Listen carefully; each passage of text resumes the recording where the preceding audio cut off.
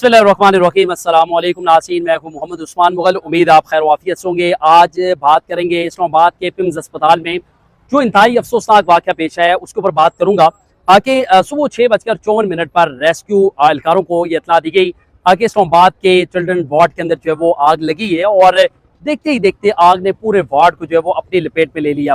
वहाँ पर धुआं जमा होने की वजह से किसी को कोई समझ नहीं आ रही थी कि किस तरह इस वार्ड से जो है वो बाहर निकलना है। और देखते ही देखते तकरीबन 14 बच्चे जो हैं वो इस वाक़े के अंदर जो वो जुलस कर जहाँ बाक हुए हैं। और अब चूंकि जो लाशें थी वो उनके लवाकिन के हवाले कर दी गई हैं, लेकिन इसमें पिम्स अस्पताल इंतजामिया की गफलत और लापरवाही अब खुलकर जो वो सामने आ चुकी है, क्योंकि कैपिटल इमरजेंसी सर्विसेज की जानिब से तकरीबन 1 दर्जन से ज़ायद मरतबा इनको ये बताया गया कि यहाँ पर आग बुझाने के आलात जो है वो मौजूद नहीं है और जो गाड़ियाँ इमरजेंसी के लिए वो गाड़ियाँ भी यहाँ पर मौजूद नहीं है, लिहाजा ये तमाम चीज़ें यहाँ पर जो वो मुकम्मल की जाएँ। लेकिन यहाँ पर जो बच्चे थे, चूंकि चिल्ड्रन वार्ड था और यहाँ पर 9 मौलूद बच्चे जो थे उनको रखा गया था और 9 मौलूद बच्चों की अब लाशें जब लवाकिन के हवाले की गई हैं तो रिकत अमेज मनाजिर थे। आओ पुकार थी, चीखो पुकार थी, लवाकिन रो रहे थे, बिलखुसूस माएँ जो है वो अपने बच्चों को देखकर रो रही थी। और हमने देखा कि क़यामत जैसे मनाजिर थे यहाँ पर, लेकिन इंतजामिया की आज के दिन पर भी बेबसी बेहिसी जो है वो खुलकर सामने आई है, क्योंकि यहाँ पर कमिश्नर इस्लामाबाद आए, यहाँ पर डिप्टी कमिश्नर इस्लामाबाद आए, यहाँ पर सेक्रेटरी हेल्थ आए, डॉक्टर तारिक फजल चौधरी, IG इस्लामाबाद, तमाम लोग यहाँ पर आए।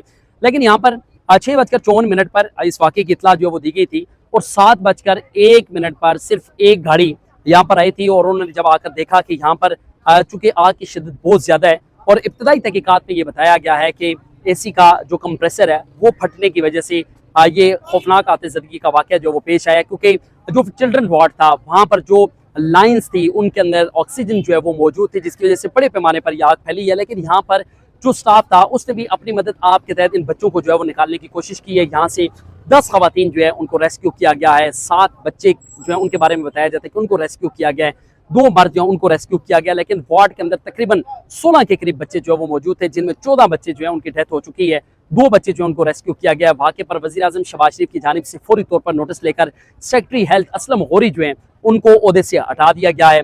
ज़िला इंतजामिया ने भी 8 रुकनी इंक्वायरी कमेटी जो है वो तश्कील दे दी है। एडिशनल डिप्टी कमिश्नर जनरल जो है वो इसकी सरबराही करेंगे, उसमें SP स्वान जोन जो है उनको शामिल किया गया है, असिस्टेंट कमिश्नर I9 उनको शामिल किया गया है, आइस्को के जो अफसरान है उनको शामिल किया गया है, उसके साथ साथ पिम्स अस्पताल की इंतजामिया जो है उनको उसमें शामिल किया गया है, DG कैपिटल इमरजेंसी सर्विसेज जो है उनको शामिल किया गया है। 24 घंटों में ये इंक्वायरी रिपोर्ट जो है ये पेश की जाएगी। दूसरी जानिब पिम्स अस्पताल की इंतजामिया ने भी एक तहकीकाती कमेटी जो वो तश्कील दे दी है, लेकिन इतना बड़ा सानिया होने के बावजूद वफाकी वज़ीर सेहत मुस्तफ़ा कमाल जो हैं वो इस्लामाबाद के अंदर मौजूद नहीं थे, वो कराची में थे। वज़ीर आज़म के नोटिस के बाद मुस्तफ़ा कमाल को यह हदायत दी गई कि फौरी तौर पर पिम्स अस्पताल पहुंचे, सूरत हाल का जायजा लें, इसकी तफसीली रिपोर्ट जो है वो पेश की जाए।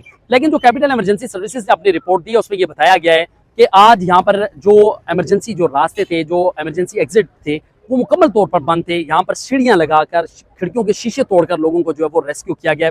ऐसा लग रहा था कि ये कहीं दूर देहात के किसी अस्पताल के अंदर ये वाक़या जो वो पेश है, क्योंकि ये कैपिटल है और इसकी फेडरेशन के अंदर इदारों के ये हालात है कि उनके पास वसाइल मौजूद नहीं थे। अब इदारे एक दूसरे पर ये नज़ला गिराने की जो है वो कोशिश कर रही है। 3 मुख्तलिफ कमेटीज़ जो है वो बनाई गई हैं, एक वज़ीर आज़म की हदायत पर, एक ज़िला इंतजामिया की हदायत पर और एक अस्पताल इंतजामिया की हदायत पर कमेटीज़ बनाई गई हैं। देखते हैं कि अब कमेटीज़ में क्या सिफारिशात जो वो पेश की जाएंगी, जिम्मेदारान का तयन किस तरह किया जाएगा, कैपिटल इमरजेंसी सर्विसेज का जो रिस्पांस टाइम है उसका तयन किया जाएगा और उसके साथ साथ एनी शाहिदीन और लवाकिन और अस्पताल इंतजामिया जो है उनके बयानात कलम बंद करके जो तफसीली रिपोर्ट है वो पेश की जाएगी और इसी रिपोर्ट की रोशनी में जिम्मेदारान का तयन करके उनके खिलाफ कार्रवाई भी की जाएगी। लेकिन अब देखते हैं आके जो लवाकिन है उनकी दादरसी किस तरह की जाएगी। पिम्स अस्पताल से मजीद भी अपने व्लॉग्स के जरिए आपको आगाह करता रहूँगा और इसके हवाले से आपसे एक ही रिक्वेस्ट है हमेशा की तरह कि हमारे चैनल को सब्सक्राइब करें, लाइक करें, शेयर करें और अपनी राय का इजहार जरूर करें। इजाज़त दीजिएगा, अल्लाह ने के बाद।